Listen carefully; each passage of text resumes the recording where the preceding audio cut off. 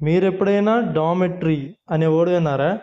అంటే దీని అర్థం a large bedroom for a number of people in a school or institution అని. అంటే ఒకే గదిలో లేదా సమూహంగా ఎక్కువ మంది విద్యార్థులు లేదా వ్యక్తులు నివసించే స్థలాన్నే డామెట్రీ అనే వర్డ్తో మనం చెప్పొచ్చు. అంటే ఒకే గదిలో అనేక మంది కలిసి జీవించే స్థలం అన్నమాట. ఇది విద్యార్థుల జీవితంలో ఒక ప్రత్యేకమైన అనుభవంగా కూడా చెప్పొచ్చు. సో దీనికి మనం ఎగ్జాంపుల్ చూసుకుంటే, the university dormitory houses over 500 students.